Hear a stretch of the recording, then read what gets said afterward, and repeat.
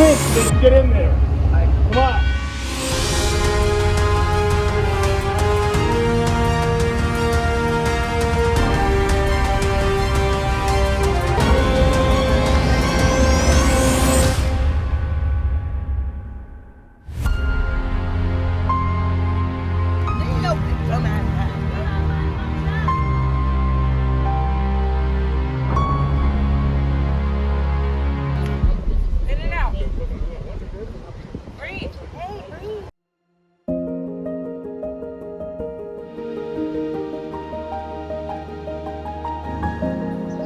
Drugs, oh my God, the drugs out here on the streets. It's horrible because you can get drugs quicker than you can get anything, any kind of help. You got people coming up to you, just giving it to you, trying to get you hooked. They call it the land of opportunity, a place where anyone willing to work hard can build a life, buy a home, and live out the American dream. But what happens when that dream collapses, not in silence, but in the middle of the street? If you've ever walked through Philadelphia's Kensington neighborhood under the midday sun, or strolled the Tenderloin in San Francisco after dark, you've seen the truth. America's homeless crisis isn't hidden. It's right there, sprawled across sidewalks, huddled under overpasses, staring back at you from the edge of survival. This travel documentary brings you face to face with the streets that America doesn't want you to see, where tens of thousands of people, veterans, single mothers, teenagers, the disabled, are living without a home, caught in a system that pretends they don't exist.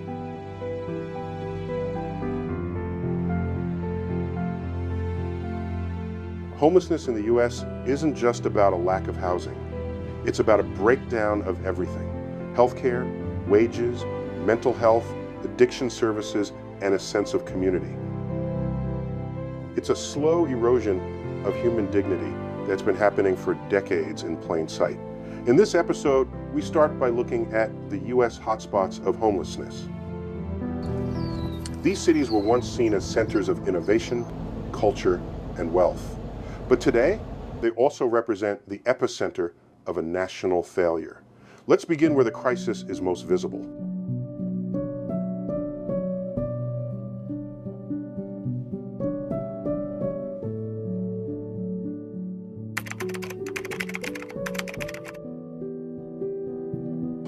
New York City, where the lights never go out, and neither does the struggle. New York is known as the city that never sleeps. But for over 83,000 people, that's because they have no safe place to sleep at all. The subway tunnels, parks, and sidewalks have become makeshift shelters.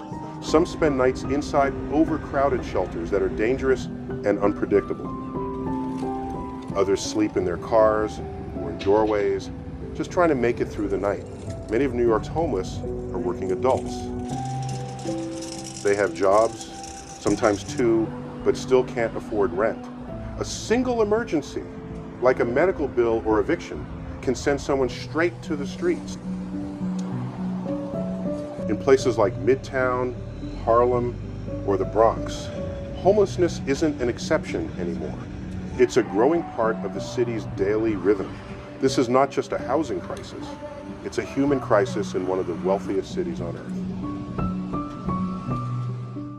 The tranquilizer is made for animals. And so when you give a tranquilizer to an animal, they roll on their bellies, right? They're gonna fall flat right on their belly, right?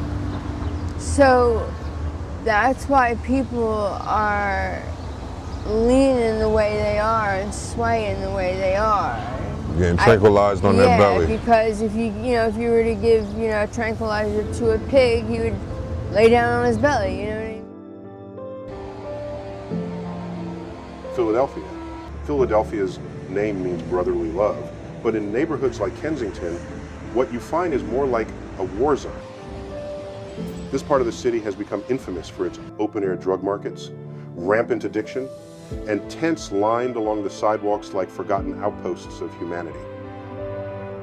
Fentanyl has ravaged the community. Users slump over like statues, Children walk past scenes of overdose on their way to school. Public health workers describe Kensington as a humanitarian disaster zone, where they hand out Narcan and clean syringes just to prevent more deaths. Homelessness here is deeply entangled with addiction and mental illness, but there's no real plan to help. What's worse, many in the city have simply accepted it. Police avoid the area. Politicians make vague promises, and the people suffering on those streets are treated more like a nuisance than neighbors.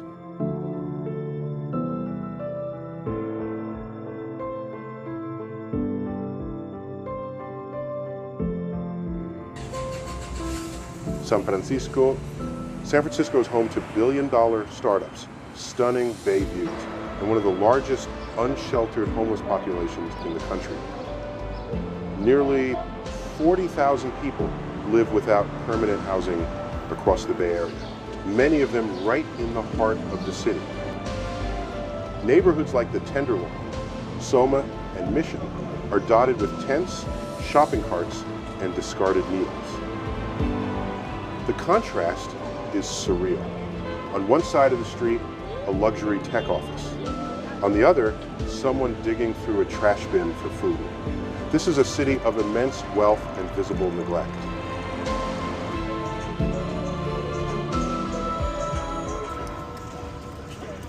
And here's the paradox. San Francisco spends more money per capita on homelessness than almost any other US city. Yet the crisis keeps growing. The shelters are full, the rent is out of reach, and mental health services are stretched thin. For many, the sidewalk is the only option left. This isn't a travel documentary about innovation and startup culture. It's about what happens when a city becomes so expensive, so unequal, that thousands of people are forced to live and die in public view. These three cities, different in history, culture, and climate, all tell the same story, one of broken systems, political indifference, and survival on the margins. And as we move forward in this travel documentary, the question becomes impossible to ignore. How did the richest country in the world let this happen?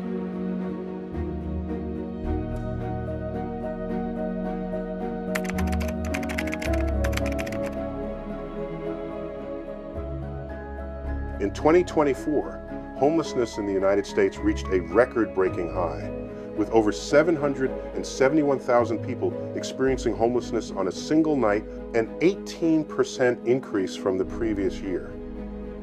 This isn't just a statistic. It's a mirror held up to a society that's failing millions. Behind every tent, every cardboard bed, every person sleeping on the sidewalk is a story of a system that simply stopped working. Let's be clear. Homelessness is not the result of one single cause. It's a perfect storm of economic inequality, broken policy, political neglect, and the collapse of social support structures. In this chapter of our travel documentary, we go deeper than what the eye sees, into the core of how this crisis was built.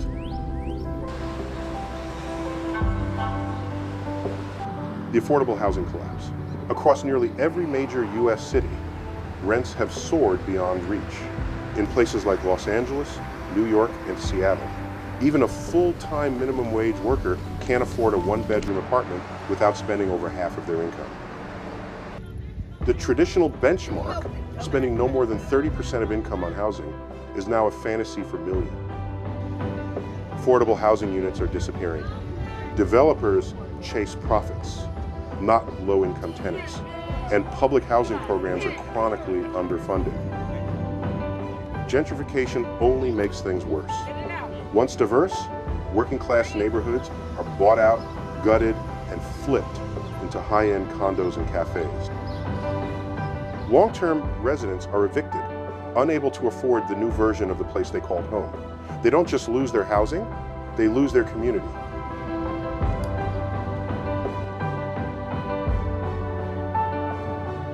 Working and homeless. Here's a fact that surprises many. A large portion of the homeless population is employed. Some estimates say 40% to 60% hold jobs.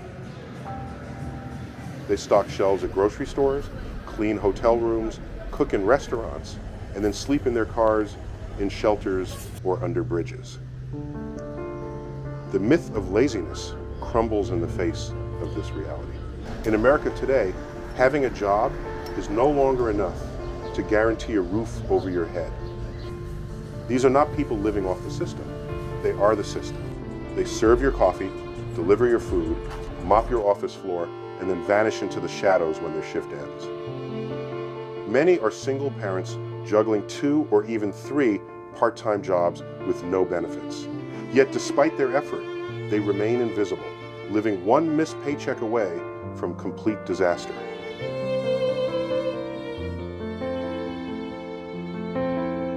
Mental health and addiction, a system abandoned.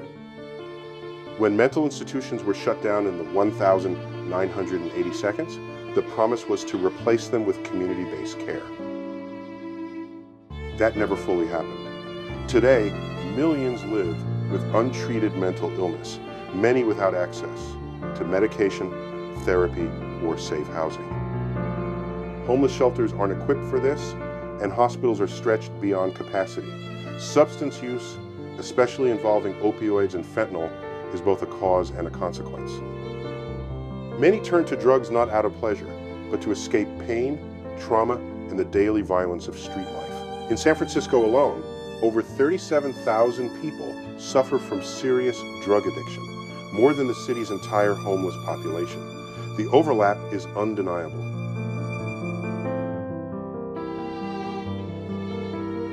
Broken systems, expired promises. Government programs designed to prevent homelessness often fail the very people who need them. During the COVID-19 pandemic, emergency rental assistance and housing vouchers helped thousands. But in 2024, many of those supports expired, leaving tens of thousands at risk of eviction. The safety net wasn't just pulled away, it was shredded. Trying to access help means navigating a bureaucratic maze. Endless paperwork, long wait lists, confusing eligibility rules. People are told to get back on their feet, but the staircase has no steps. Without legal aid, case management, or stable income, the system feels less like support and more like punishment.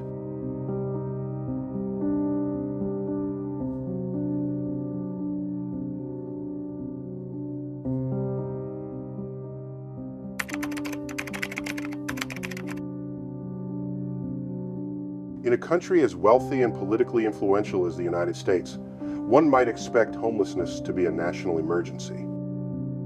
And yet, year after year, administration after administration, the problem persists, and in many places, it gets worse. Why? Because for some people and institutions, the homelessness crisis is profitable. Let's start with the basics. Homelessness is a visible symptom of deeper dysfunction, housing shortages, mental health failures, wage inequality, and tackling it would require massive structural reform. But instead of long-term investment, many politicians opt for short-term optics. Cleanup operations, often called sweeps, remove homeless encampments days before big events, like political summits, sporting championships, or economic forums. The people aren't helped, they're just pushed elsewhere, out of sight, out of mind. During election cycles, homelessness becomes a talking point, a way to stir up voters. Some frame it as a public safety threat, others as a moral failure. Either way, it's politicized. Once the votes are counted, the urgency disappears. Funding is cut, promises stall, and the cycle repeats. Meanwhile, certain industries quietly benefit from the crisis. Private shelter operators, security companies, even pharmaceutical firms profiting from addiction treatment, all have financial incentives to keep the system the way it is. In some cities, contracts to manage homeless services run into the hundreds of millions of dollars. But where does the money go? often not into housing, but into managing homelessness as a permanent condition. And then there's real estate. Empty lots, low-income neighborhoods, and even shelters are seen not as human necessities, but as future development sites. Homeless individuals are obstacles to gentrification. Developers lobby for more clean zones, more law enforcement, and less tenant protection. The logic is simple. Remove the visible poor and property values rise. Even within local governments, power struggles between agencies and departments mean that no one takes full responsibility. The housing department blames health services. Health blames city planning. The mayor blames the governor. The result? Gridlock, while people sleep outside City Hall. The media plays its part too. Coverage often swings between sensationalism and silence. When it's shown, homelessness is framed as either tragic or threatening, rarely complex, rarely human. This selective framing helps justify reactive policies, while deeper solutions remain untouched. This travel documentary doesn't aim to accuse every official or organization. There are people on the ground working tirelessly to make change. But we can't ignore the power dynamics that shape what's seen, what's funded, and what's allowed to continue. Because the hard truth is, homelessness survives not just through neglect, but through design.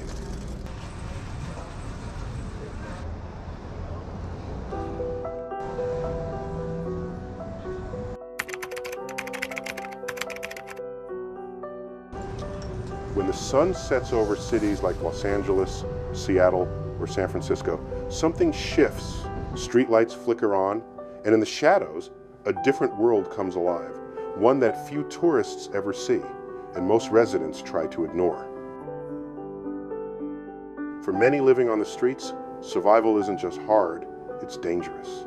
Violence is common. Robbery, sexual assault, extortion, these are daily threats in tent encampments and alleyways. There are no locks, no privacy, no real protection. People sleep with one eye open, clutching backpacks that hold all they own. The police, often more a source of fear than safety. Then there's the issue of drugs, not as a cause, but as a coping mechanism. Life on the streets is brutal and relentless. For many, fentanyl, meth, or heroin aren't luxuries. They're escape routes, a way to dull the cold, silence the hunger, forget the trauma. Cities like Philadelphia's Kensington District or San Francisco's Tenderloin have become open-air drug zones where overdoses happen in broad daylight and syringes litter the sidewalks. But behind the addiction is something more insidious: organized exploitation. Criminal gangs target homeless populations, recruiting addicts as runners, sex workers, or lookouts. In exchange for a few dollars or a fix, people are pulled into underground economies they can't escape. Some encampments, especially in isolated areas, are quietly run by local crews, with turf wars, taxes, and brutal enforcement. Even within the homeless community, a hierarchy can form. Control over donated supplies, food lines, or shelter space sometimes sparks internal conflict. Desperation breeds power struggles, and the line between victim and perpetrator becomes painfully blurry. This isn't just urban decay, it's urban survival.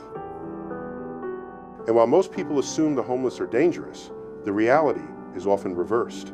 They are the ones most at risk. In this chapter of our travel documentary, what we see is not lawlessness for its own sake, but a reflection of systems that abandoned people and left the streets to write their own rules.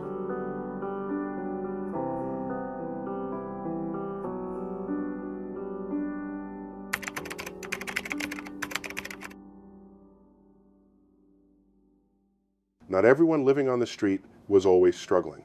Many were once just like you, working a steady job, raising a family, paying bills, dreaming modest dreams, and then life happened. 1 in 10 people experiencing homelessness in the US is a military veteran. Some return from war with physical injuries. others with invisible wounds like PTSD. Promises of care and reintegration turned out to be paperwork, wait lists, and bureaucratic dead ends. And so they ended up sleeping in cars, under bridges, or outside VA hospitals that never called them back. Then there are the former teachers, nurses, and city workers, people who served their communities for years, only to be priced out by rising rents or crushed by medical debt. They didn't lose their homes overnight. It happened gradually: an illness, a lost job, missed rent payment, and suddenly the bottom dropped out. Worst of all, thousands of children are now growing up without a permanent address. They sleep in shelters, in motel rooms, or in the back seats of cars with their parents.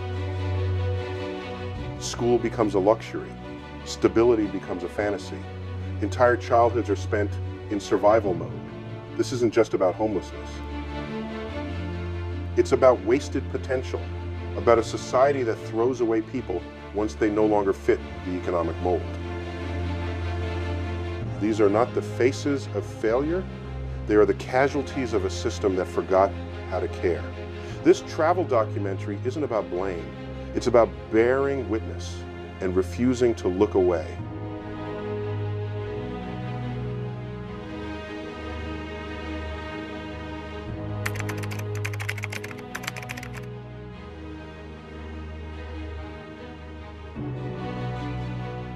Every year, the United States spends billions of dollars trying to tackle homelessness. Cities create task forces, hire consultants, fund outreach teams, and open new shelters. But despite all the effort, the numbers keep rising. More tents, more shelters overflowing, more people on the streets. So where is it all going wrong? One of the biggest problems is that the system is built to manage homelessness, not end it.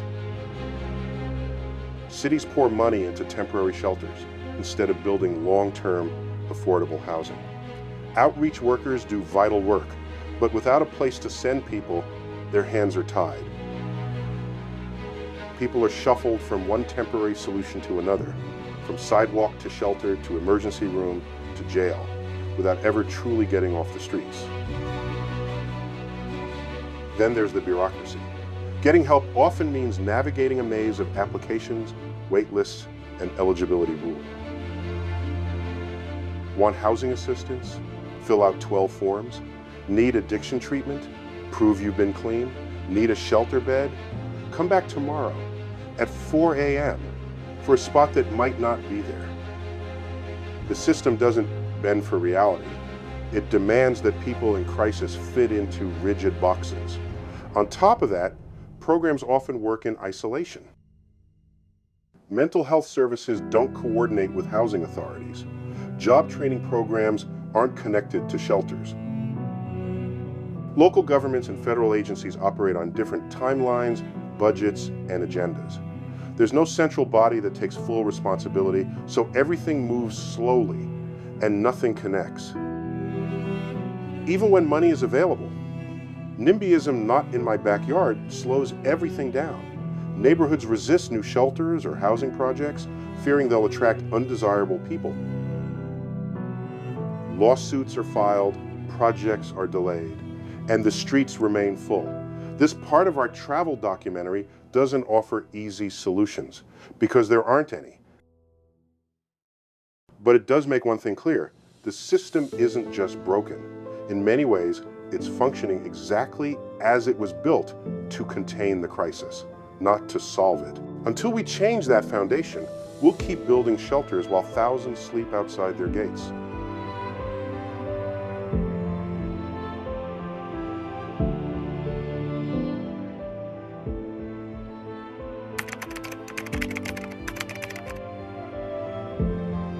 As we walk away from the shelters, the sidewalks, and the stories in this travel documentary, one question lingers, louder than statistics, louder than headlines.